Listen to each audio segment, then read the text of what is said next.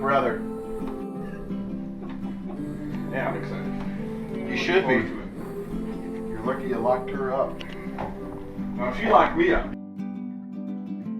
Every now and then a teardrop falls and that ain't fair, but there ain't nothing you can do. Gotta take the winter months with all Angie the and frost Michael, in the air. through the vows you are about to exchange, you will be enriched and strengthened to assume the duties of married life in mutual and lasting fidelity.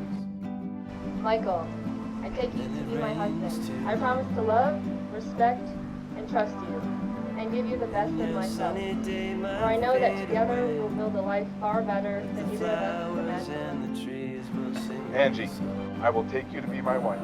I swear this to you in front of God, our family, and our friends. I love you. It is my honor to present to you for the very first time, Michael and Angie Laconte.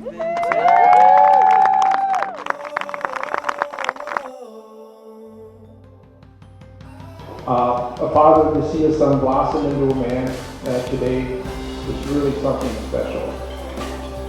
And today, however, I'm really truly happy because I can see that you have found true love for this lovely woman beside you.